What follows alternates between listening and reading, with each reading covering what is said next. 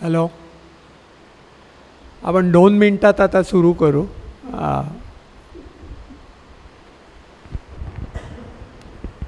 Hello.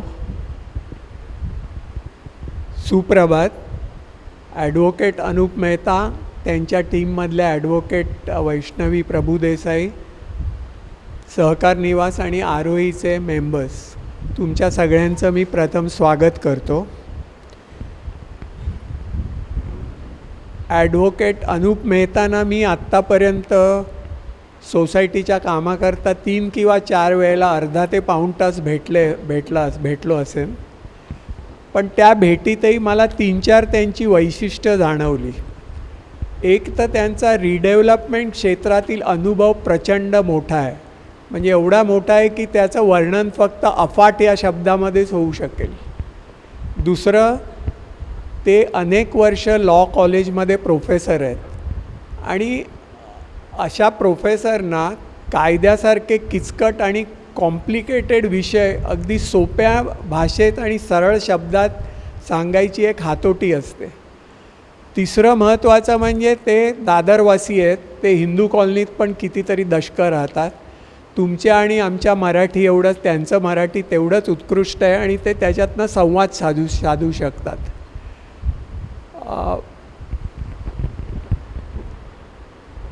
नंतर मला असं वाटतं की त्यांची बोलण्याची किंवा एखादा विषय समजून सांगण्याची एक विशिष्ट काय म्हणतात त्याला शैली आहे, स्टाईल आहे. आणि त्याच्यातनं ते कायद्यासारख्या विषयातसुद्धा तुमचा इंटरेस्ट निर्माण करू शकतात की तुम्ही त्यांच्याकडून काही शिकू शकाल. तर त्यांच्या ह्या प्रेझेंटेशननी आपल्या सगळ्यांना झाला तर फायदाच होईल या भावनेतनं मी त्यांना विनंती केली की तुम्ही येऊन एक छोटंसं प्रेझेंटेशन द्या. आता अनूपभाई, तुमच्याकरता मला असं वाटतं मी 3-4 मेजर ॲजेंडाचे विषय सांगतो. एक तर आम्ही आता ह्या स्टेजला पोचलो आहोत की आम्ही लवकरच डेव्हलपर्स सिलेक्ट करू आणि तर त्याच्या पुढे आम्हाला कुठले एक पॉसिबल पिटफॉल्स आहेत ह्या प्रोसेसमध्ये जायला किंवा कुठले अडथळे येऊ शकतात ह्या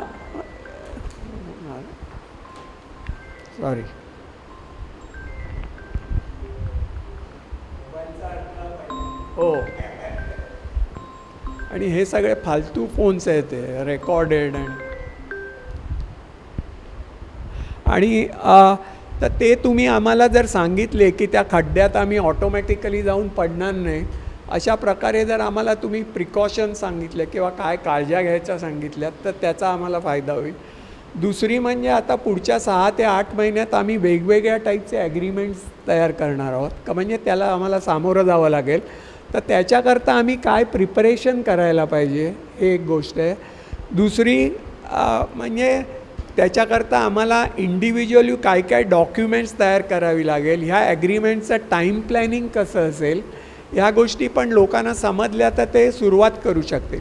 आणि ह्याच याच्यातलं महत्त्वाचं म्हणजे प्रत्येक फ्लॅट ओनरला आपली लीगल ओनरशिप इस्टॅब्लिश करायला एक तुम्ही सांगितलंच आहे की एक रिलीज डीड किंवा ते करावं लागेल. आता आमच्या सोसायटीचं स्टॅटिस्टिक्स घ्यायचं तर साधारण 50-50 आहे. म्हणजे 50% लोक ज्यांनी फ्लॅट्स विकत घेतलेले साधारण आणि 50% लोकांना ते वारसा हक्काने मिळालेले आहेत. तर त्याच्याबद्दल पण तुम्ही मार्गदर्शन कराल. माझी खात्री आहे की त्याबद्दल लोकांचे प्रश्न असतील, काहींनी मला विचारलेले आहेत, ते मी नंतर सांगेन. आणि त्या दृष्टीने पण आपण विचार करू. तुम्हाला काही जनरल सूचना आम्हाला करायच्या असतील तर त्याही आपण करू शकता. त्याच्यानंतर आपण एक थोड्या म्हणजे 15-20 मिनटाचं एक प्रश्नोत्तराचं सेशन ठेवू. ज्यांना इंडिव्हिज्युअली प्रश्न विचारायचे असतील ते विचारू शकतील. माझी विनंती एवढीच आहे की ते छोटे संक्षिप्त ठेवा प्रश्न, कारण ही काही कोर्टातली क्रॉस एक्झामिनेशन नाही आहे, त्यामुळे ते उत्तर पण संक्षिप्तच देतील. आणि नंतर काही तुम्हाला इंडिव्हिज्युअल बेसिसवर लागलं तर त्यांच्या सर्व्हिसेस उपलब्ध असतील. आणि मॅनेजिंग कमिटीने अजून एक केलं आहे, त्यांनी हे प्रश्न विचारता coffee both with sugar and without sugar available आहे. तर so you can enjoy questions with coffee. तर अनूपभाई, नाव ऑल युअर्स. सुप्रभात. आत्ता रीडेव्हलपमेंट हा विषय आला की एक बाजूला आनंद असतो आणि त्याचबरोबर आपल्याला भीती असते. कारण असंख्य जागेला आपण बघतो की पत्रे लागून आहेत, लोक बाहेर आहेत, अनेक वर्ष रेंगाळत आहेत. त्यामुळे सतत एक भीती असते की आम्ही अशा प्रकारचं काही रीडेव्हलपमेंटमध्ये एंट्री केली आणि आमची अवस्था जर या प्रकारची झाली तर काय. त्यामुळे ती एक निश्चित भीती असते. आनंद असतो कारण नवीन परिसर, नवीन बिल्डिंग, मॉडर्न ॲम्युनिटीज, हा आत्ता टेक्नॉलॉजीनी साऊंड असलेली बिल्डिंग असते. स्ट्रेचर लिफ्ट्स असतात, बऱ्याचशा गोष्टी ज्या मॉडर्न अवेलेबल टेक्नॉलॉजी आहे त्या प्रकारच्या असतात. सो आपल्याला एक बाजूला ॲडिशनल जागा, नवीन बिल्डिंग, फॅसिलिटी हे सगळं हवं असतं आणि एक बाजूला आपल्याला भीती असते की जर कुठे आमचा प्रोजेक्ट अडकला तर काय, बिल्डरचं काय अडचण झाली तर आमचं काय होणार. आता ह्या पार्श्वभूमिकेत आपण अमुक गोष्टी विषय समजून घेऊया की रीडेव्हलपमेंट पहिला विषय म्हणजे हे स्ट्रक्चरचं नीड असतं. त्यामुळे आपल्या इच्छेवर ते आधारित नसतं. स्ट्रक्चर एक एजच्या पलीकडे ते मॅन्डेटरीज आहे. स्ट्रक्चर त्याची लाईफ संपली की त्याला पाडून नवीन करावंच लागणार. त्यामुळे रीडेव्हलपमेंट याला काही ऑप्शन असं नसतं. आपल्याला टाळता येईल, समजा यावर्षी नाही केलं पुढच्या वर्षी, त्या वर्षी नाही केलं तर त्याहून पुढे, पण हे करावंच लागतं. याच्यात ऑप्शन नसतं आम्हाला नाही करायचं आहे रीडेव्हलपमेंट. बिल्डिंग जुनी झाली, इमारत जुनी झाली की हे मॅन्डेटरी आहे.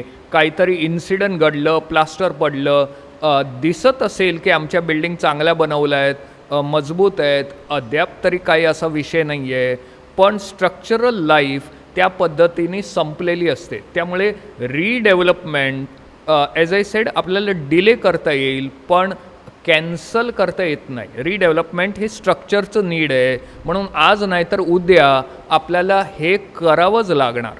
सो एकदा आपण हा विषय समजून घेतला की हे मॅन्डेटरी आहे, स्ट्रक्चरची गरज आहे, तर आपल्याला मग आपलं एक डिसिजन असतं की चला आपण पुढे जाऊया. त्या प्रकारे आपण सोसायटी मिळून ह्या विषयात आपलं पहिला स्टेप घेतलेला आहे. टेंडर आणि हा सगळा विषय चाललेला आहे. आता लीगली 2 महत्त्वाचे डॉक्युमेंट होणार आहेत आणि त्याच्यात सगळ्यांचा सहभाग, त्याच्यात सगळ्यांचं पार्टिसिपेशन असणार आहे. पहिलं डॉक्युमेंट जे डेव्हलपरबरोबर सामूहिक होतं त्याला आपण रेप्रेझेंटेटिव्ह डॉक्युमेंट म्हणतो. ते असतं डेव्हलपमेंट अग्रीमेंट. सोसायटी आणि डेव्हलपर यांच्यामध्ये पूर्ण रोडमॅप, हे अख्खं रीडेव्हलपमेंट कशा प्रकारे पुढे जाईल, टर्म्स काय असतील, यातले कमर्शियल टर्म्स काय, आम्हाला जागा किती मिळणार, भाडं किती मिळणार, आमचे कॉर्पस किती असणार, पार्किंग किती मिळणार, ॲम्युनिटीज 2 प्रकारच्या असतात. एक आपल्या घराच्या आतली आणि एक जी सामूहिक असते. सो ह्या सगळ्या महत्त्वाचे विषय हे त्या अग्रीमेंटमध्ये कॅप्चर केलेले असतात. सो याच्यात आपल्या ज्या टर्म्स असतात, आपण काय त्याच्याबरोबर बिल्डरबरोबर ठरवलेलं आहे. सो हा झाला डेव्हलपमेंट अग्रीमेंट सामूहिक डॉक्युमेंट. पूर्ण सगळी सोसायटी आणि डेव्हलपर यांचं सामूहिक डॉक्युमेंटला डेव्हलपमेंट अग्रीमेंट असं म्हटलं जातं. सो हे आपलं पहिलं लीगल रजिस्टर्ड डॉक्युमेंट असं होणार. त्याच्याच बरोबर एक पॉवर ऑफ अटर्नी दिला जातो. पॉवर ऑफ अटर्नी याकरता दिला जातो की बऱ्याचशा डिपार्टमेंटमध्ये सोसायटीच्या वतीने प्लॅन सबमिट करणं, सोसायटीच्या वतीने ॲप्लिकेशन्स करणं, बऱ्याचशा गोष्टी ऑन डेली बेसिस कराव्या लागतात. तर त्याच्याकरता सोसायटी अवेलेबल नसते. त्यामुळे डेव्हलपर, विकासक असतो, त्याला आपण एक पॉवर ऑफ अटर्नी देतो. ह्या सगळ्या रीडेव्हलपमेंटच्या बाबतीत ज्या ज्या ॲप्लिकेशन्स वगैरे करायच्या असतात त्याच्याबद्दलचा हा पॉवर ऑफ अटर्नी असतो. सो हे दोन्ही डॉक्युमेंट एकत्र होतात, रजिस्टर्ड होतात आणि त्यानंतर टेक्निकली आपली जर्नी चालू होते. आता एकदा हे डॉक्युमेंट झालं की डेव्हलपरनी सगळ्या अराउंड 42 डिपार्टमेंट्स MCGMचे आहेत, त्याला ॲप्लिकेशन्स करायचे असतात प्लान अप्रूव्ह करण्याकरता. सो आपला एक बेसिक प्लान तयार होतो, त्याबद्दल आपले पण विचार, आपले सजेशन्स घेतले जातात आणि बेसिक प्लान तयार करून आणि मग तो एवढ्या सगळ्या डिपार्टमेंट्सला अप्रूव्हलला दिला जातो. एकदा हे सगळे प्लान्स अप्रूव्ह झाले तर महत्त्वाचं अप्रूव्हल एक फायनल स्वरूपचं अप्रूव्हल असतं, त्याला IOD असं म्हटलं जातं. सो IOD आलं, जरी त्याचं नॉमेनक्लेचर अत्यंत कॉन्ट्रॅडिक्टरी आहे, इट इज फुल फॉर्म आहे इंटिमेशन ऑफ डिसअप्रूव्हल, पण actually it is approval of all the plans. आणि काही नेगेटिव्ह गोष्ट करायचे नसतात, रस्त्यावर तुम्ही सामान नाही टाकणार, रात्रीचं काम नाही करणार, त्यामुळे it is known as intimation of disapproval, की ह्या गोष्टी तुम्ही व्हायलेट नाही करणार आणि त्या नाही केल्या तर all your plan stand approved. त्यामुळे फायर डिपार्टमेंट, हायड्रॉलिक डिपार्टमेंट, अशा बऱ्याचशा सगळ्या MCGMच्या डिपार्टमेंट्स असतात, त्या सगळ्यांची एकदा अप्रूव्हल आली की आपले प्लान्स हे फायनल झाले. आता एक चांगला ट्रान्सपरन्सीचा विषय असतो की हे सगळं सबमिट होत असताना आपल्याला कोणालाही डेव्हलपरला विचारण्याची किंवा मॅनेजिंग कमिटीला विचारण्याची गरज नसते, आपलं पुढे काय झालं, स्टेज काय आली, कारण हे सगळे ॲप्लिकेशन्स ऑनलाईन असतात, पब्लिक डोमेनमध्ये असतात. तर आपली फाईल कुठच्या टेबलवर आहे, काय झालेलं आहे, कुठच्या प्रकारचं प्लान सबमिट झालेलं आहे, हे सगळं तुम्हाला घरी बसल्या बसल्या MCGMच्या साईटवर जाऊन ते सगळं बघता येतं. त्यामुळे पूर्णतः ट्रान्सपरन्सी असते की आपल्या बिल्डिंगच्या रिडेव्हलपमेंटच्या प्रोग्रेसबद्दल संपूर्ण माहिती आपल्याला त्या MCGM साईटवरनं कळत असते. त्यामुळे आपल्याला अवलंबून राहायची गरज नाही की आता डेव्हलपर आपल्याला सांगेल, अपडेट देईल, अजिबात काही कम्युनिकेशन नाही आहे, आपल्याला स्वतःही ते बघता येतं. त्यामुळे पूर्ण ती अख्खी जर्नी जी असते फाईलची ते आपल्याला सगळं दिसून येतं. आपला स्वतःचा जो फ्लॅट असतो तो कुठे असणार आहे, कितव्या मजल्यावर आहे, कशा प्रकारे त्याचं प्लॅनिंग आहे, हे सगळं तुम्हाला दिसून येतं. एकदा IOD आलं की आपलं सगळ्यात महत्त्वाचं वैयक्तिक इंडिव्हिज्युअल डॉक्युमेंट हे रजिस्टर होतं. त्याच्याशिवाय आपल्याला वेकेट करण्याचा विषयच नसतो.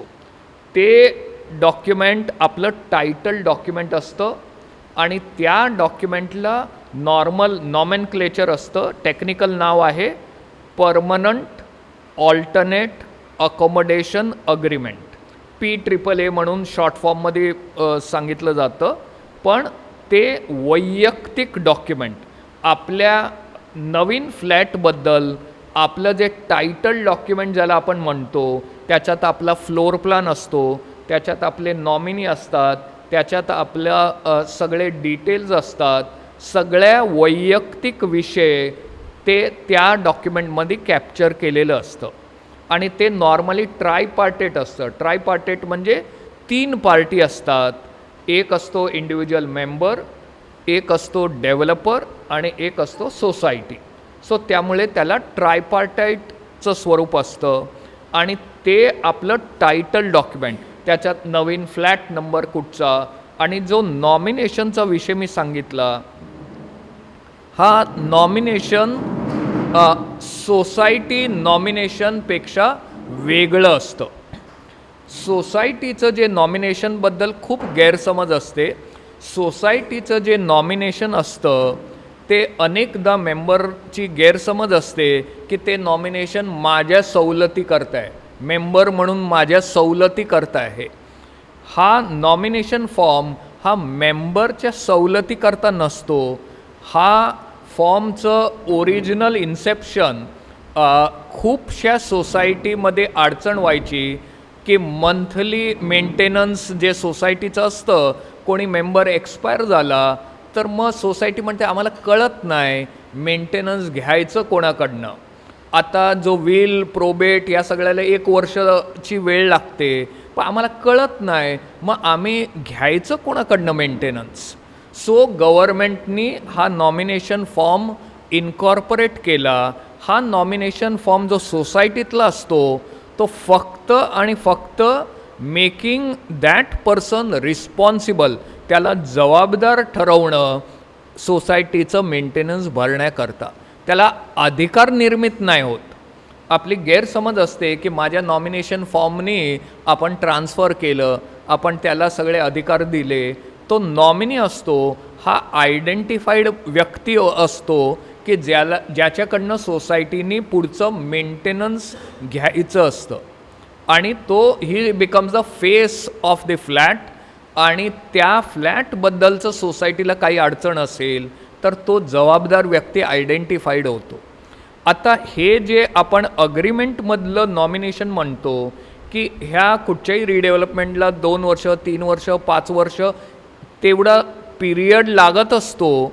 त्या दरम्यान मेंबरचं काही बरं वाईट झालं तर मधलं रेंट असतं. समजा बिल्डिंग तयार असेल तर पजेशन कोणाला देणं असतं, तर त्यात मेंबरचं परिवाराला अडचण येऊ नये म्हणून आपण त्या PAAA नॉमिनेशन म्हणून घेतो की ह्या PAAA दाखवलेला दर्शवलेला नॉमिनी याला पुढचं रेंट आणि बिल्डिंग तयार असेल तर त्या फ्लॅटची किल्ली बिल्डरनी दुसरं काही न मागता त्या परिवाराला त्रास न देता ही हॅज टू हँड ओव्हर. आता हे केल्याने तो ओनर होत नाही, पण रिडेव्हलपमेंटच्या पिरियडमधलं त्या कुटुंबाला अडचण होत नाही. त्यानंतर जे टायटल असतं ते कायद्याप्रमाणे विल असेल प्रोबेट असेल त्याप्रमाणे ट्रान्सफर होईल. पण हा नॉमिनी असतो तो मधकालीन इंटरिम अरेंजमेंट असतं की बिल्डरनी त्या परिवाराला त्रास देऊ नये, भाडं अडवू नये, कॉर्पस अडवू नये, पजेशन अडवू नये, त्याकरता तो नॉमिनी असतो. तर it is only to protect that family. त्या परिवाराला आपण प्रोटेक्ट करतो की त्या अशा काही दुर्घटना घडल्या तर परिवाराला त्रास नको. कारण रिडेव्हलपमेंट ॲज आय सेड तेव्हा सगळी मेंबर स्वतःच्या बाहेर वेगळ्या जागेत असतात, त्यामुळे लोक अवेलेबल नसतात हे सगळं पुढची कार्यवाही करायला. त्यामुळे हा विषय प्रोटेक्टिव्ह विषय असतो. आता अनेकदा जी आपली कल्पना असते की आम्हाला हे असे पत्रे लागून आले आणि असं अडकले प्रोजेक्ट तर काय, त्यामुळेच गव्हर्मेंटनी रेराचा नियम आणला. रेरा वेळेला हाच प्रश्न सरकारलाही होता आणि हा गंभीर प्रश्न होता की असे पत्रे लागून असतात, लोक बाहेर असतात अनेक वर्ष, अशा प्रोजेक्ट्स अडकतात का. सो त्यामुळे गव्हर्मेंटनी तो विषय पाहिला की फंड्स डायव्हर्ट होतात म्हणून 90% प्रोजेक्ट्स अडकतात. त्यामुळे रेरा हा कायदा अनेकदा आपली गैरसमज दुसरी अशी असते की आम्हाला डायरेक्ट कुठे रेरा लागू पडतं, रेरा तर फक्त फ्लॅट परचेजर करताय. पण रेरा हा कायदा प्रोजेक्ट मॉनिटर करत असतो. त्यामुळे त्याच्यात ती fixed date of occupation certificate असते, त्याच्यात पूर्णतः मॉनिटरिंग असतं, डेडिकेटेड अकाउंट असतो आणि सगळा येणारा पैसा फक्त त्या अकाउंटमध्ये जमा होतो आणि त्यातले 70% फंड हे त्याच्यात फ्रोझन असतात फक्त प्रोजेक्टवर वापरण्याकरता. आणि हे ट्रान्सपरंटली रेराच्या साईटवर पण किती फ्लॅट विकले गेले, काय अपडेट आहे, प्रोजेक्टचा अपडेट काय आहे ते स्टेटस पण आपल्याला तिथे दिसून येतं आणि it is a open site, public डोमेनमध्ये आहे, तर तिथे पण आपल्याला ट्रॅक ठेवता येतो. सो हा विषय रेराचा आपल्याला इनडायरेक्ट प्रोटेक्शन असतो. अनेकदा आपण आत्ताच एक विषय मी डिस्कस करत होतो की आपण बँक गॅरंटी किती मागायची, बँक गॅरंटी एन्फोर्स करायची का. अनेकदा बहुधा डेव्हलपर प्रोजेक्ट सोडून देतात जर आपण बँक गॅरंटीचं इन्सिस्टन्स ठेवतो, कारण रेरामध्ये ऑलरेडी 70% फंड हे फ्रोझन असतात फक्त त्या प्रोजेक्टमध्ये वापरण्याकरता. त्यामुळे त्या बँक गॅरंटीचं फंड अडकवून प्रोजेक्टचं सगळा अमाऊंट डायवर्ट होतो आणि कोणाच्याच कामाचा नसतो. अनेकदा आपली दुसरी गैरसमज अशी असते की त्या बँक गॅरंटी प्रोजेक्ट थांबला तर आपण त्या बँक गॅरंटीमधनं अख्खा प्रोजेक्ट आपणच स्वतः बसून कंप्लीट करू. तसं कंप्लीट करणं होणं हे काही सोपा विषय नसतो, कारण IOD येईस तोपर्यंत डेव्हलपरचं 35% अवतीभोवतीचे पैसे ऑलरेडी इन्व्हेस्टेड असतात. त्यामुळे तो तेवढा सोपा विषय नसतो की आपण टेक ओव्हर करणार आणि त्या बँक गॅरंटीमधनं आपण बसून तो सगळं कन्स्ट्रक्शन कंप्लीट करणार. सो तो विषय त्या पद्धतीने हाताळता येत नाही. रेराचा कॉम्प्लायन्स असतो. प्रोजेक्टला फिजेबल करणं हे गरजेचं असतं. कुठचाही प्रोजेक्ट अनफिजेबल असेल तर तो प्रोजेक्ट थांबतो, प्रोजेक्ट कोसळतो. आपण फार जास्त डिमांड्स केले तर प्रोजेक्ट अनवायबल होतो. मग फक्त एक्सपेरिमेंट करणारे डेव्हलपर, नवीन डेव्हलपर, ते फक्त ज्यांना अंदाज नसतो की प्रोजेक्टला किती खर्च लागतो, अशी मंडळी त्या प्रोजेक्टमध्ये घुसते आणि मग अडचण आपली वाढते. सगळे चांगले डेव्हलपर्स असतील तर त्यांना आता मॉनिटरिंग तेवढं असतं आणि रेराचं मॉनिटरिंग असतं, आपलं असतं, डेव्हलपमेंट अग्रीमेंटचे सगळे क्लॉजेस असतात. त्यामुळे बहुधा तो विषय कवर्ड असतो. आता आपल्यातर्फे जी तयारी करायची असते, आता आपण टेंडरपर्यंत आलेलो आहे. आता पुढची जी महत्त्वाची तयारी आहे हे वैयक्तिक टायटलबद्दल आहे. आता कुठचीही गोष्ट टायटलमधली ऑटोमॅटिक असं होत नाही. आईवडिलांचा मी एकमेव मुलगा, ओनली वन चाइल्ड, सो आई बाबा एक्सपायर झाले, ऑटोमॅटिकली हा फ्लॅट माझा झाला, असं ऑटोमॅटिक कायद्यामध्ये काही नसतं. आयदर त्याला विल असेल तर प्रोबेट घ्यावा लागतो, विल आणि प्रोबेट नसेल तर लेटर्स ऑफ ॲडमिनिस्ट्रेशन लागतात, ते नसेल तर ॲटलिस्ट फॅमिली अरेंजमेंट लागतं, रिलीज डीड लागतं. सो ज्या प्रकारचे डॉक्युमेंटेशन असतात त्या प्रकारचे डॉक्युमेंटेशनचं कॉम्प्लायन्स लागतं. त्यामुळे समजा भाऊ बहीण तुमचे असतील तर रिलीज डीड करून घेणं हे अत्यंत गरजेचं असतं. अनेकदा माझा अनुभव आहे की एकदा रिडेव्हलपमेंटची हवा पसरली, न्यूज लीक झाले, तर भाऊ बहीण जे 30-40 वर्षापासून कधी आलेले नसतात ते अचानक उगवतात आणि स्वतःचा क्लेम रजिस्टर करतात की याच्यात आमचा पण अर्धा अधिकार आहे. सो त्यामुळे आपण हा विषय आधीच हाताळून घ्यायचा आणि त्या टायटलबद्दलचं आम्ही एक बेसिक गाईडलाईन पण बनवून सोसायटीला दिलेली आहे. आणि वैयक्तिक काही विषय असेल तर कधीही तुम्ही कॉन्टॅक्ट करा आणि तो विषय हाताळून घ्या.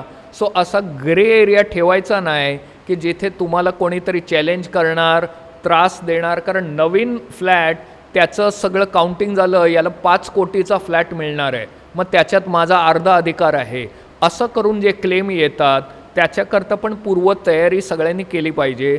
तर ज्याचं इनहेरिटन्समध्ये फ्लॅट आहे त्यांनी थोडं हा विषय बघून घ्यायचा की त्यांचं कॉम्प्लायन्स झालेलं आहे का. सो कॉम्प्लायन्स झालेलं असेल, विषय संपला. कुठचं कॉम्प्लायन्स बाकी असेल तर हीच ती वेळ आहे जिथे आपण ते सगळं कॉम्प्लायन्स केलं पाहिजे. आता अनेकदा कुठच्याही रिडेव्हलपमेंटमध्ये अमुक अशी मंडळी उभी होते की ज्यांचं सगळ्या गोष्टीला विरोध असतो की कुठच्याही गोष्ट तुम्ही केली तर त्याला चॅलेंज असतं, विरोध असतो. मी लीगल नोटीस पाठवीन, तुम्ही सगळं चुकीचं करताय. एक गाईडलाईन आहे 79A म्हणून, अमक्या गाईडलाईनवर सगळे PhD होतात त्यावेळेला, की गुगलमध्ये ते दिसून येतं आणि मग त्यांचा अंदाज असतो की ह्या प्रकारचं सगळं कॉम्प्लायन्स झालं पाहिजे. आता ही गाईडलाईन अनेक हायकोर्टचे जजमेंट आहेत की दिस इज ॲडवायझरी गाईडलाईन, की बहुधा सोसायटी ही काही कॉर्पोरेट बॉडी नव्हे की त्यांच्याकडे स्टाफ असतो. त्यामुळे अमुक मेजरली ट्रान्सपरन्सी असेल आणि सगळं बेसिक कॉम्प्लायन्स असेल तर कोर्ट्स हॅव बीन होल्डिंग की guideline is not mandatory, it is advisable guideline. बहुधा तुम्ही ट्रान्सपरन्सी ठेवली पाहिजे तेवढी ट्रान्सपरन्सी ठेवली तर त्यापुढे courts do not intervene on every technical aspect. त्यामुळे बरेचसे असे आता जजमेंट्स आलेत आणि कोर्टाचा व्ह्यू पॉईंट पण क्लिअर आहे की रिडेव्हलपमेंट ही स्ट्रक्चरचं डिमांड आहे, त्याला स्टे ऑर्डर द्यायचा नाही. त्यामुळे आपली अनेकदा भीती असते की कोणी जाऊन स्टे ऑर्डर घेतला तर 5 लोक विरोध करतायत, त्यांनी थांबवलं तर 10 लोक आमच्याबरोबर जॉईन नाही झाले तर अशा प्रकारे 51% मेजॉरिटी असेल तर redevelopment courts will uphold. Courts do not grant stay order in redevelopment processes. जिथे या प्रकारची मेजॉरिटी असेल तिथे स्टे ऑर्डर बहुधा जजमेंट्स तुम्ही बघितले तर courts do not give any stay order unless काहीतरी आपण क्रिमिनल दाखवू शकलो, काही क्रिमिनल गुन्हा घडलेला आहे, असं काहीतरी फॉर्जरी आहे, असं काहीतरी असेल तर तो विषय येतो. बट अदरवाईज स्टे ऑर्डर दिला जात नाही, कारण बिल्डिंग जशा जुन्या होतात तर एक डेंजर असतं, कधी ना कधी कोसळतील, स्लॅब पडेल, कोणाचा जीव जाईल, तर त्याकरता हा प्रोसेस थांबवता नाही येणार. बिल्डिंग जुनं झालं तर ते मोडावंच लागेल, आपल्या अंगावर पडेल त्याआधी आपल्याला मोडावं लागतं.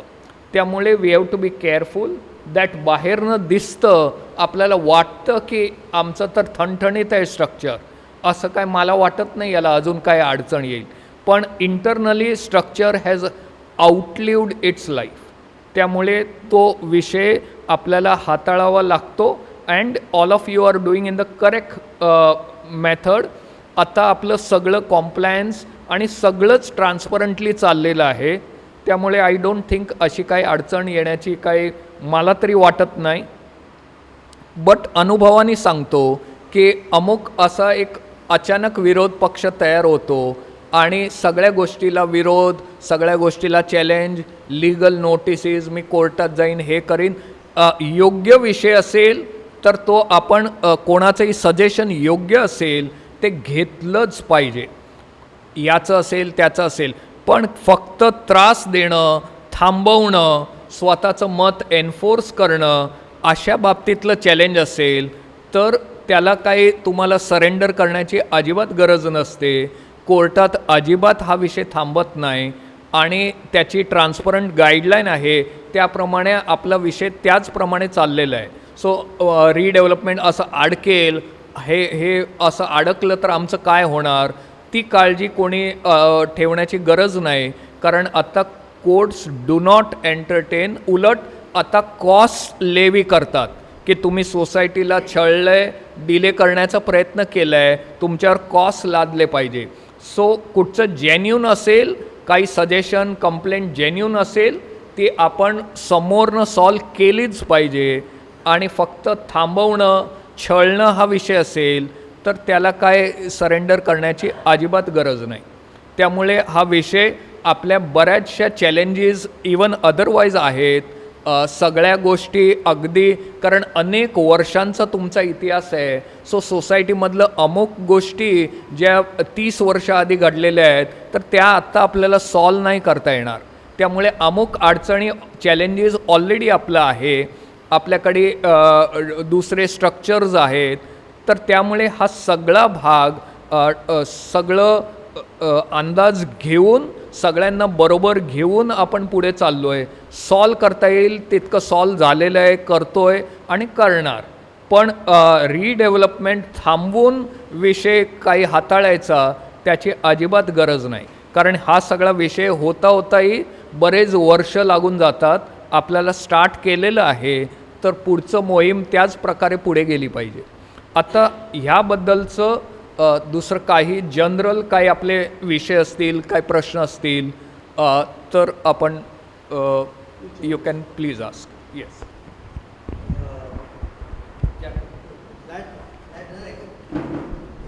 If the flat has been purchased, what are the documents that are required for giving this release date? जर फ्लॅट विकत घेतलेला असेल तर ऑब्वियसली फक्त आपलं परचेज डॉक्युमेंट लागतं. आता समटाईम्स 50-60 वर्षाआधीचा विषय असतो तर त्याला रजिस्टर्ड झालेलं नसतं. पण तरी it has been held as being valid by itself unregistered होतं त्यावेळेला अमुक वर्षांआधी 1985च्या आधी तर अजिबात प्रॅक्टिस नव्हती to pay stamp duty and register, कारण त्याच्यावर नॉमिनल स्टॅम्प ड्युटी असायची, तर रजिस्ट्रेशन हा मुंबईमधला भाग नसायचा. सो फक्त परचेज डॉक्युमेंट किंवा परचेजबद्दलचं काही डॉक्युमेंट असेल that also would be held as valid so long as it is original and old. आणि मधकालीन काय असेल तर नॅचरली रजिस्टर्ड परचेज डॉक्युमेंट असलं पाहिजे. Beyond that the share certificate follows, हे अनेकदा आपण मिक्सअप करतो.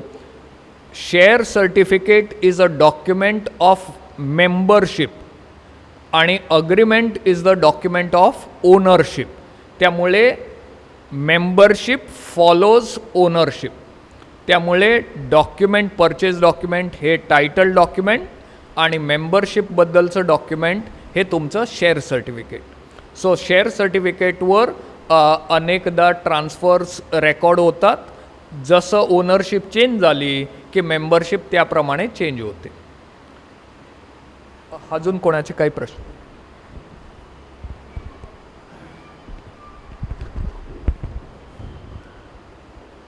ॲट दी आउटसेट मी सोसायटीचे थँक्स मानतो, कारण एवढं चांगलं प्रत्येकाला माहीत असण्यासाठी गरजेचं आहे ते सगळं डॉक्युमेंटेशन.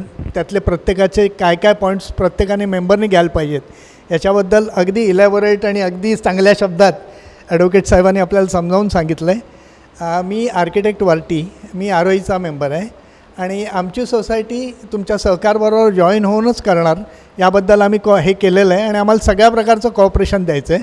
फक्त काही प्रॉब्लेम्स असे असतात की छोटे छोटे आहेत आणि ते लेटर पॉईंट ऑफला आपल्याला जर अडचणीचं व्हायला लागलं तर त्रास येऊ नये या दृष्टीने मी काही प्रश्न विचारणार होतो. तर पण मी आधी ऑलरेडी डिस्कस केलेच साहेबांची.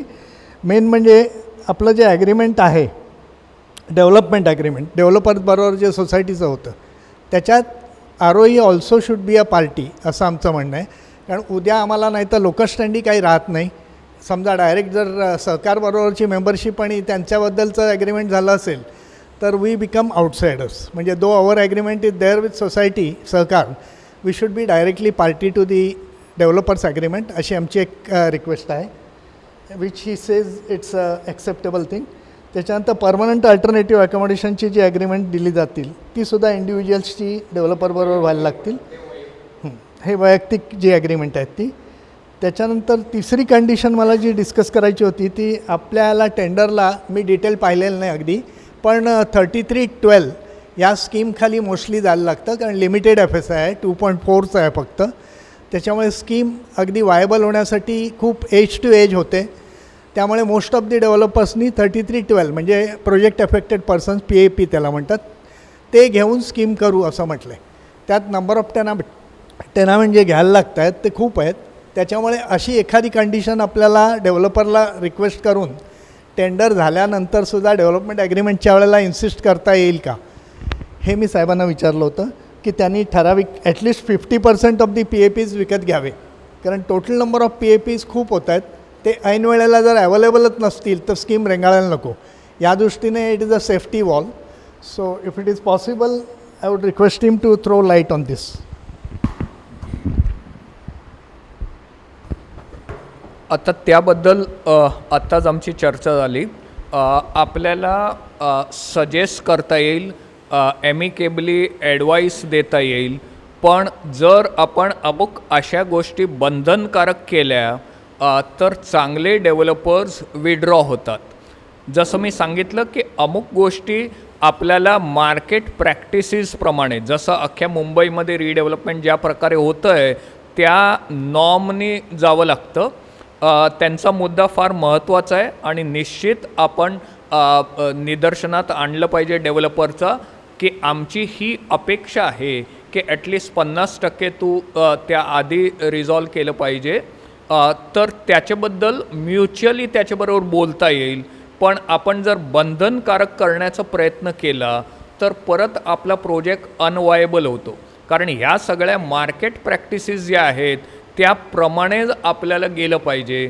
अशा कुठच्याही, आपला प्रोजेक्ट इतका मोठा आहे की याच्यात जर चुकूनसुद्धा कुठचा तरी लहान नवीन डेव्हलपर जो सगळ्या गोष्टीला होकार देतोय म्हणून आपण अपॉइंट केला, तशा प्रकारचा डेव्हलपर जर आला तर अनेक लोक जे सबब्समधनं डेव्हलपर्स इथे शिफ्ट होण्याचं बघतायत, असा कुठचा तरी नवीन एक्सपेरिमेंटल डेव्हलपर आला तर तो होकार देईल सगळ्या गोष्टीला आणि आपल्याला वाटेल किती चांगला डेव्हलपर की सगळ्या गोष्टीला होकार दिला. बँक गॅरंटीला होकार दिला, PAP एवढे मी परचेस करीन त्याला होकार दिला, सगळ्या गोष्टीला हो म्हणाला. That is the worst developer, कारण त्याला फिझेबिलिटीज माहीत नाही आहे आणि त्यामुळे आपला प्रोजेक्ट निश्चित अडकणार. त्यामुळे आपल्याला कुठचाही नॉन एस्टॅब्लिश्ड डेव्हलपर एवढ्या मोठ्या प्रोजेक्टला घेणं it is not advisable at all. So अमुक गोष्टी आपण ॲमिकेबली वी हॅव टू रिटेन. आपल्याला महत्त्वाचा, सगळ्यात महत्त्वाचा विषय काय आहे, मला माझ्या घरी नवीन घरात परत येता आलं पाहिजे आणि माझ्या लाईफटाईममध्ये येता आलं पाहिजे, मला त्याचा उपभोग मिळाला पाहिजे. बरेचसे आपले सिनियर सिटीजन्स आहेत तर निश्चित एक भीती असते की will I ever see the new building in my lifetime. त्यामुळे आपल्याला फार महत्त्वाचा भाग आहे की we should be able to have our new flats आणि असा डेव्हलपर असला पाहिजे की ज्याला अनुभव आहे, ज्यांनी प्रोजेक्ट्स असे हाताळलेले आहेत आणि या परिसरमध्ये त्याला सगळे नॉर्म्स माहीत आहे, त्यामुळे वेळेत आपला प्रोजेक्ट कंप्लीट करता येईल. आपल्याला असाच डेव्हलपर पाहिजे आणि त्यामुळे अमुक थोडंसं कॉम्प्रोमाइज करावं लागलं इन टर्म्स ऑफ असे मुद्दे मॅन्डेटरी न करता आपण त्याला कन्व्हिन्स करून म्युच्युअली त्याची व्यवस्था बघून आणि तो विषय हाताळला तर ॲटलिस्ट आपण एस्टॅब्लिश्ड डेव्हलपरला अपॉइंट करता येईल. त्यामुळे हे फार महत्त्वाचं आहे की आपलं जे टेंडर आहे ते मार्केट प्रॅक्टिस आणि मार्केट नॉर्मप्रमाणे आहे. सो त्याप्रमाणे ठेवून आपल्याला पुढे जाता येईल आणि मग ऑफकोर्स चर्चेमध्ये आपल्याला सुझाव देता येतात, आपल्याला प्रोजेक्ट चांगलं करण्याकरता काही हे मॅन्डेटरी आस्पेक्ट्स आहेत ते सजेस्ट करता येतील. पण त्या पलीकडे आता आपण अमुक मॅन्डेटरी कंपल्सरी या स्टेजला केलं तर that will drive out good developers. त्यामुळे आपण हा विषय निश्चित डिस्कशनमध्ये घेऊन आणि we have to convince them की हे वायबिलिटी करता पण तुमच्याकरता पण चांगलं आहे, आमच्याकरता पण चांगलं आहे की you should be able to do this in advance. त्यामुळे आपल्याला सजेशन निश्चित देता येईल. Your point is very valid की 3312B मध्ये घेत असताना हा सगळ्या भागाचा विचार केला पाहिजे. I appreciate that. Any other question?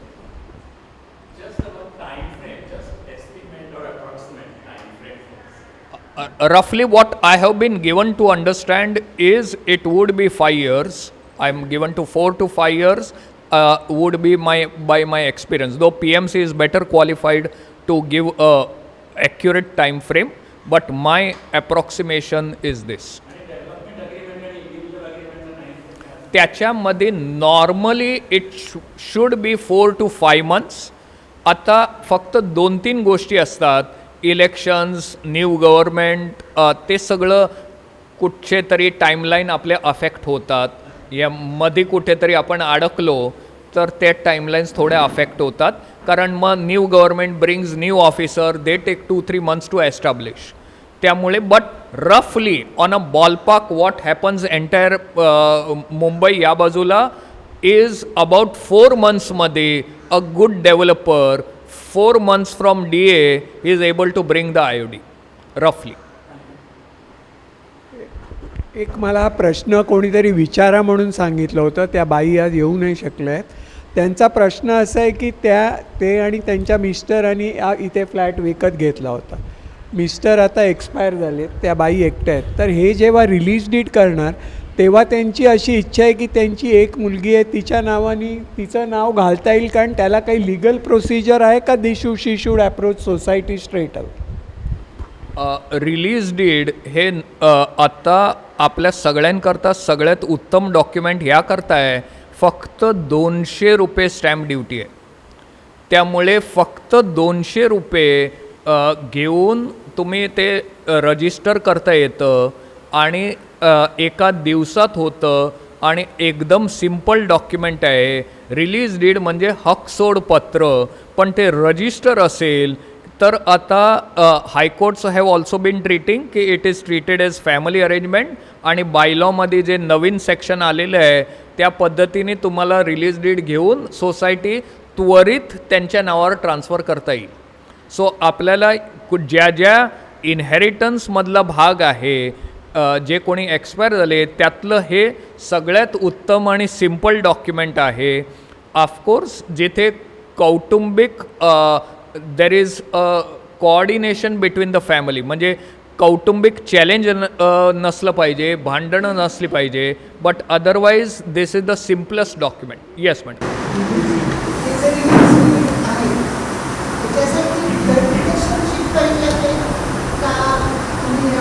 नाही, ते ब्लड रिलेशनमध्येच पाहिजे. आता I will give an example. आपण हा विषय रिलीज डीडचा समजून घेऊ की वडिलांच्या नावाचा फ्लॅट, वडील एक्सपायर झाले की फर्स्ट सर्कल ऑफ लिगल एअर्समध्ये ट्रान्सफर होतं. म्हणजे बायको आणि समजा त्यांना 2 मुलं आहेत तर 1/3 1/3 1/3 हे कायद्यामध्ये इन्हेरिटन्स आलं.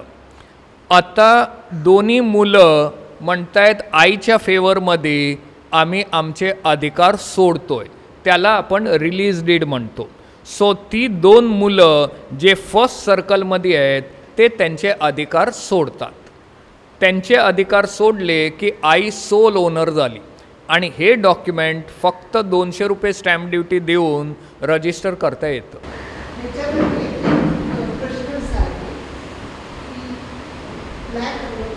फ्लॅट ओनर जो आहे, ओरिजिनल फ्लॅट ओनर केलेला आहे, त्याची बायको आहे, शी इज 94 years old.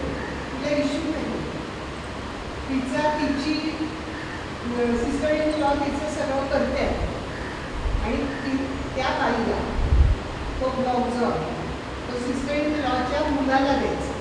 तर ह्याच्यामध्ये रिलीज डीडचा उपयोग होऊ शकतो नाही, कारण ते डायरेक्ट जे हजबंड आहे त्याचा नावाचा जो फ्लॅट आहे तर त्या हजबंडचं first circle would be only the wife and if she is childless, तर तसं दुसऱ्यांना त्या फर्स्ट सर्कलमध्ये नाही आहेत. काय करता येईल इज अ गिफ्ट डीड करता येईल. त्या जे चुलत आहेत त्याच्या फेवरमध्ये गिफ्ट डीड करता येईल, पण त्याला स्टॅम्प ड्युटी जास्त असते. पण ते gift deed is the only document, कारण तिला काही सेल करत नाही आहे त्यामुळे ती गिफ्टच करणार.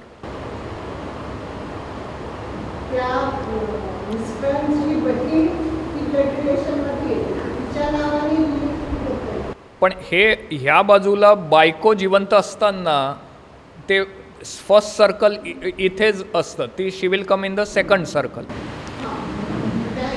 हां, विलमध्ये केलं तर अतिउत्तम, मग तिच्या नावाने होईल.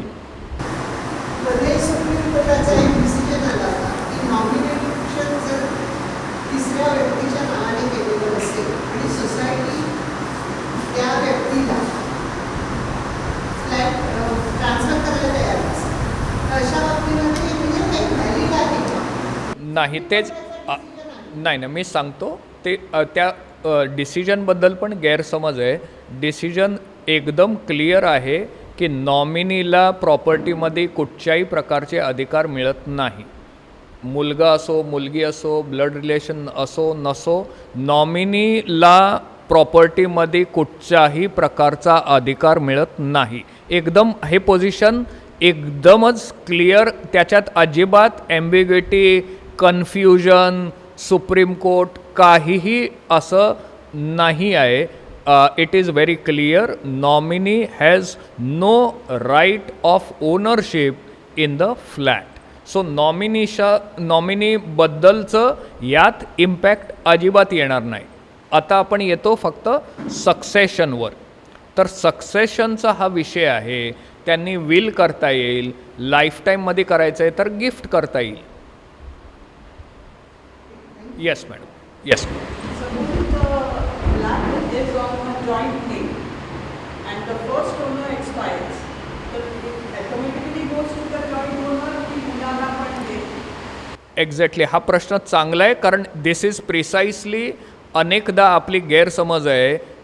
जसं मी सांगितलं, कायद्यामध्ये ऑटोमॅटिक हा शब्दच नाही आहे. सो काहीही असं ऑटोमॅटिक ट्रान्सफर नाही होत. कायद्यामध्ये हजबंड एक्सपायरिंग, मग जसं मी सांगत होतो मॅडमना की फर्स्ट सर्कल म्हणजे मग मुलं आणि बायको. सो ह्या सगळ्यांना 2 मुलं आहेत तर 1/3 बायकोला 1/3. अशा प्रकारे ते 50% मधलं 1/3 अशा प्रकारे अधिकार निर्मित होतात.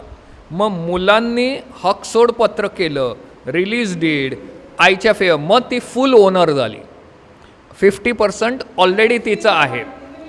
Even if she is a joint owner, the inheritance pertains only to the presumptive 50%. कारण नवऱ्याचं आणि वाईफचं होतं तर इट इज प्रिझ्युम्ड इन लॉ की दोघांचं 50-50 आहे. सो त्या 50%चं इन्हेरिटन्स हे 1/3 शी विल कंटिन्यू टू होल्ड. आणि ह्या 50%मध्ये मुलांनी अधिकार सोडले रिलीज डीडमध्ये, मग ती 100% ओनर झाली. Yes sir. जे आपल्या ओन फंड्सने विकत घेतलेले जे ओनर्स आहेत त्यांना जर का त्या 5 वर्षाच्या पिरियडमध्ये आपले हे जे राईट्स असतात, मी जनरल नॉलेज म्हणून विचारतो, मला करायचं नाही, पण समजा जर का हे विकायचे असतात, इज इट लिक्विड, म्हणजे you can sell this to another forward buyer without I will explain. आता हा प्रश्न सगळ्यांना लागू होईल की समजा मला मध्ये कुठेतरी एक्झिट घ्यायचं आहे, तर याच्यात एक्झिट क्लॉज पण आपला DAमध्ये पण असणार आहे, PAAA पण असणार आहे, पण त्याला काही कंडिशन असतात. त्या कंडिशन असतं की डीड ऑफ एडरन्स, की सोसायटीनी सामूहिक पद्धतीने जे ठरलेले विषय आहेत ते सगळे येणाऱ्या माणसावर बंधनकारक राहणार. कारण अनेकदा मध्ये हे ट्रान्सफर केलं आणि नवीन आलेला माणूस नवीन काहीतरी चॅलेंज घेऊन उभा राहतो, मेरे को अभी ऐसा करने का, ये आपका DA में ये चेंज करने का. सो त्यामुळे जे ठरलेले विषय आहेत ते त्याच्यावर बंधनकारक राहतील आणि the developer will be intimated. असं करून of course there can be an exit. It cannot be that a prohibition from selling, but there are certain compliances in addition which the seller will have to do and which the incoming buyer will also have to do. Corpus बद्दल काय होईल? Corpus comes only in the end. मग परत तो grey area cover करावा लागेल की corpus बद्दल काय ठरवलं आहे, has he collected in advance from buyer. So हे सगळे विषय हँडल करून अँड देन देर कॅन.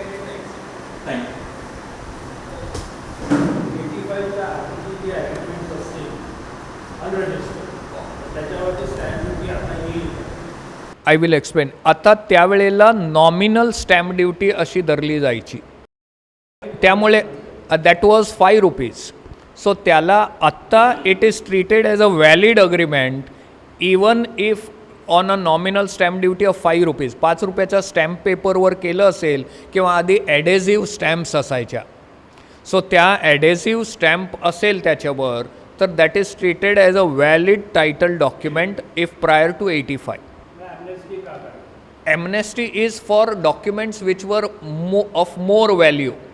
त्यानंतरचे आहेत ज्याच्यावर त्या 85 नंतर. Why 85 is the cut of date? Because stamp duty was grossly increase there after.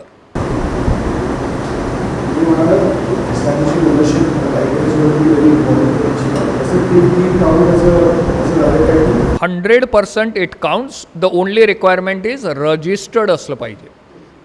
Otherwise it is 100% a valid document of transfer.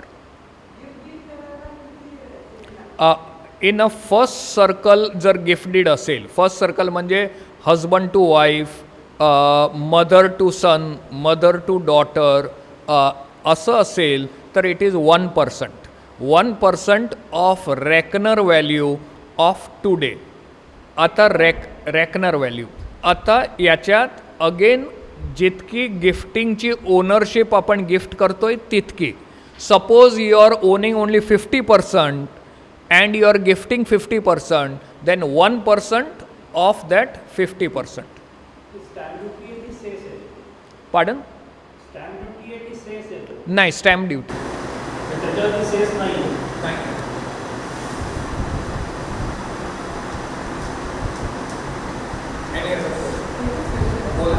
पेपरमध्ये बरंच येतं की कुठे कुठे रिडेव्हलपमेंट चालू आहे, बऱ्याच अडकले आहेत.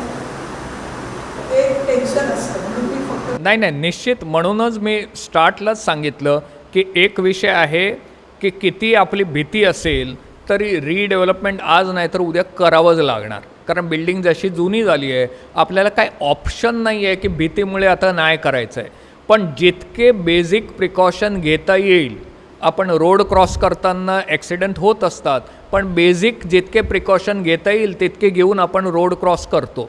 याच्यात डेव्हलपमेंट अग्रीमेंट आहे, टेंडर डॉक्युमेंट आहे, त्या डेव्हलपरचं एस्टॅब्लिश्ड डेव्हलपर आहे का, आणि जसं मी सांगितलं की आता रेराचं पण बरंचसं मॉनिटरिंग आहे आणि त्याचा इनडायरेक्ट फायदा निश्चित आपल्याला होतो. आपलंही डॉक्युमेंटेशन असतं आणि आपण आपले फ्लॅट सोडून जायच्या आधी साधारणतः 30 ते 35% इन्व्हेस्टमेंट करोडो रुपयांचं ऑलरेडी झालेलं असतं. त्यामुळे कोणी माणूस करोडो रुपये टाकल्यावर अचानक असं रेंगाळत ठेवणार, त्याला वेगळी कारणं असतात. टायटलमधला इश्यू असतो जमिनीच्या, काही असे डिस्प्यूट्स असतात internally to the developer. So असे काही ड्रास्टिक विषय आले. पण आता साधारणतः माझ्या अनुभवाने सांगतो की 104 प्रोजेक्ट आहे हँडल्ड, त्यातले 3 प्रोजेक्ट अडकले, 101 झाले. सो कुठेतरी मेहनत इतकीच असते, सांभाळणं इतकंच असतं, पण कुठेतरी एखादा विषय असा अडकतो. पण त्याला आपण we have to focus more on 101. आणि हे नॉर्म्स बेसिक आपण पाळले, मेकिंग प्रोजेक्ट फिजेबल. कारण डेव्हलपर याला पण प्रॉफिट, तो सोशल वर्कला आलेला नाही आहे. म्हणून खूपसे टर्म्स आपण लादले, खूप बार्गेन केलं, आम्हाला इतकं पाहिजे. अनेकदा आपल्याला वाटतं अमक्या डेव्हलपमेंटमध्ये एवढं दिलेलं कॉर्पस, अमक्याला 4 पार्किंग दिलेले. तशा प्रत्येक प्लॉटचं वैशिष्ट्य असतं. त्याला सेटबॅक किती जातो, रोड वाईडनिंगमध्ये येतं का, असंख्य अशा गोष्टी असतात. सो प्रत्येक प्लॉटचं रिडेव्हलपमेंट हे युनिक असतं. फक्त आपलं लोकेशन इतकं सुंदर आहे की आपला प्रोजेक्ट सक्सेसफुल का होणार, कारण आपल्या इथे बिल्डरला सेलमध्ये अजिबात अडचण नाही येणार. कारण आपलं लोकेशन एवढं परफेक्ट आहे, तर सेल ॲम्युनिटीज सुंदर होणार. त्यामुळे सेल जसंच स्मूथ झालं तसा तुमचा प्रोजेक्ट एकदम फास्ट जातो. सो त्यामुळे I don't think we have much to worry. But of course कारण भीतीला सोल्युशन नाही आहे. भीती हा इमोशन आहे, त्याला सोल्युशन नाही आहे. पण आपण प्रिकॉशन निश्चित घेता येईल.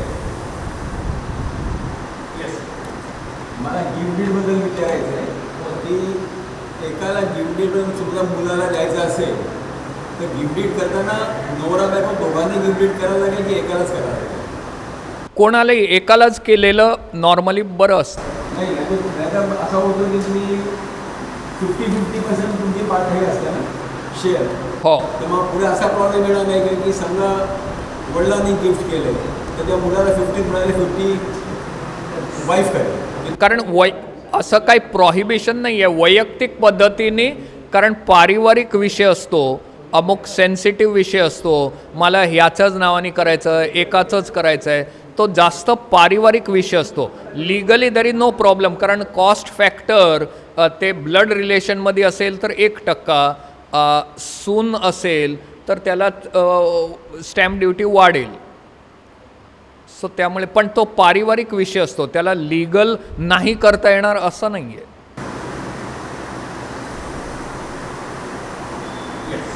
क्लिअर टायटल डॉक्युमेंट्स कुठल्या स्टेजला रेलेवंट राहतील, DA सायनिंगच्या वेळेला, पब्लिक सायनिंगच्या वेळेला, आणि त्याकरता यामध्ये सोसायटीचा काय रोल?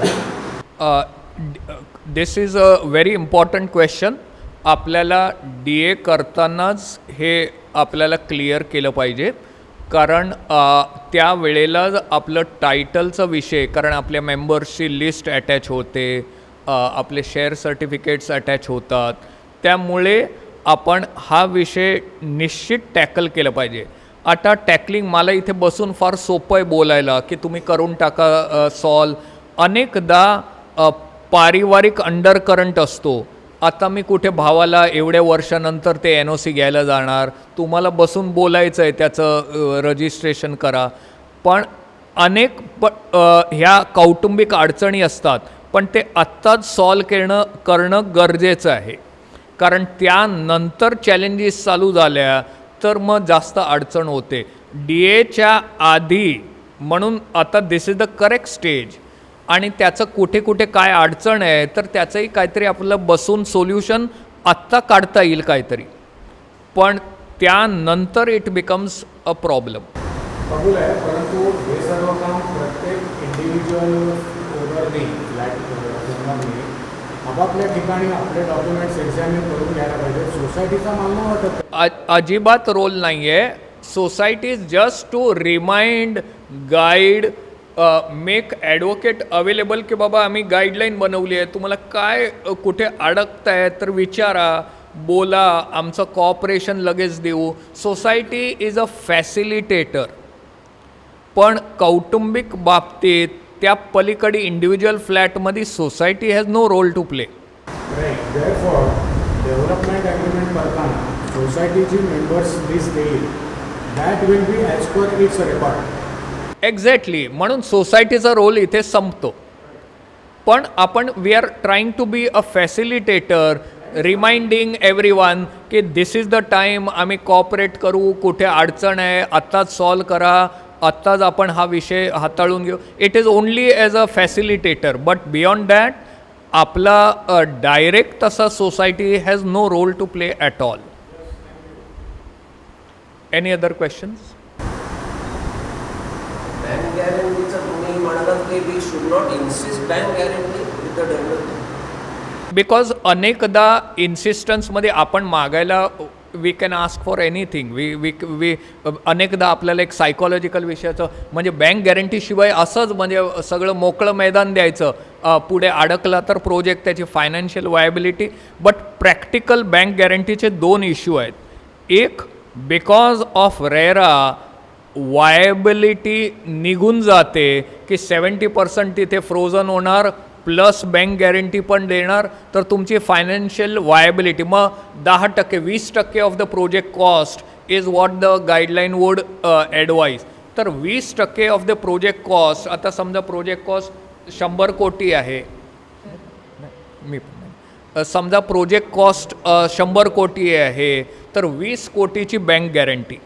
आता हा फायनान्शियल वायबल होत नाही प्रोजेक्ट फॉर मोस्ट डेव्हलपर्स, कारण सेल केलं तर 70% बँक गॅरंटीसारखे अडकतात बँकेत, कारण ते फक्त प्रोजेक्टमध्ये वापरायचे.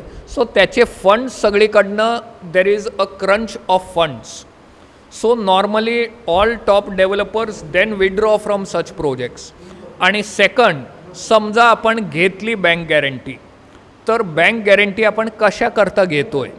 बँक गॅरंटी की प्रोजेक्ट थांबला तर आम्ही ह्या पैशातनं आम्ही बसून आमचा प्रोजेक्ट कंप्लीट करू.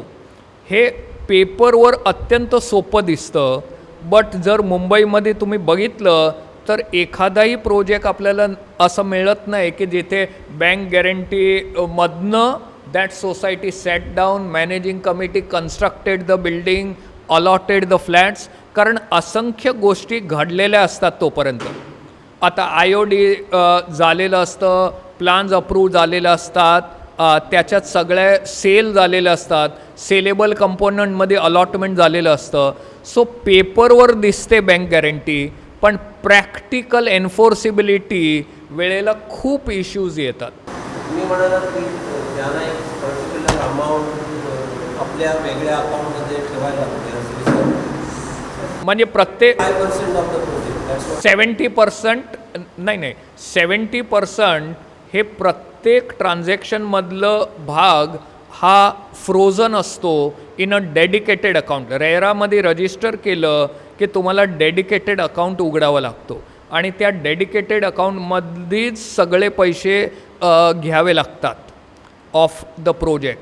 सो त्या अकाउंटमध्ये 70% फंड्स, एकही फ्लॅट सेल झाला, 100 रुपये आले, 70 रुपये तिथे फ्रोझन असतात only for this project once the sale starts. म्हणून इनिशियल आता आपण अद्याप आपण फ्लॅटमध्ये बसलेलो असताना 35% त्याचे ऑलरेडी खर्च झाले, कारण we have not left our flat. IOD comes before we leave our flat. So तोपर्यंत एवढा कॉस्ट ऑलरेडी इन्कर झाला. फ्लॅट जसं आपण सोडले तसं बिल्डिंग डिमॉलिश होऊन CC परत 5%.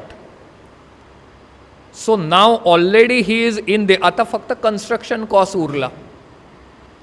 So that is why RERA says की this is how monitoring has to be, की कन्स्ट्रक्शन कॉस्टला डायवर्ट होता कामा नये. ओके, समजा बिल्डर मी आहे,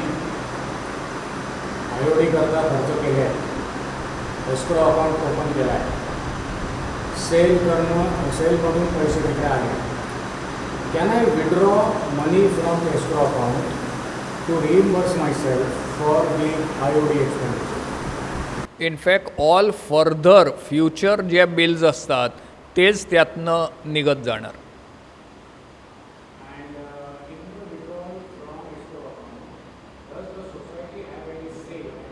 nothing. In fact, it is monitored by the RERA authority आणि certification of the chartered accountant की हे प्रोजेक्टमधला खर्च आहे, that has to be certified.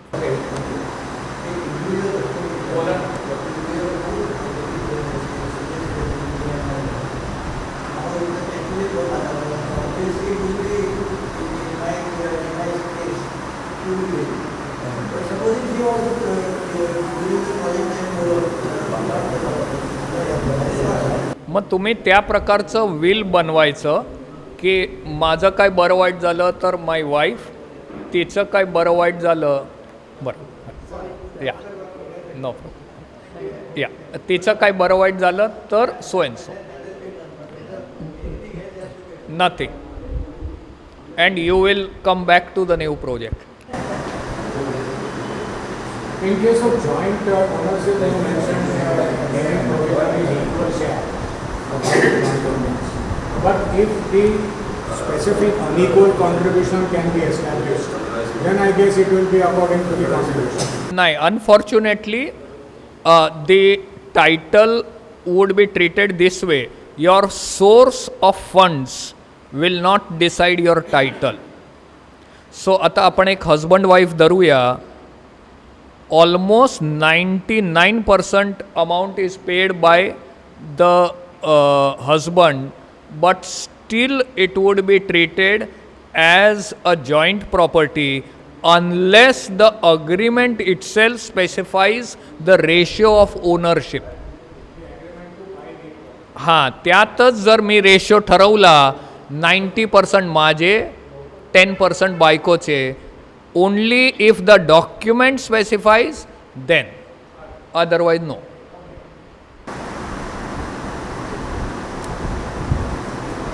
That way it is taken as 50-50. Yes, that is the presumption in law.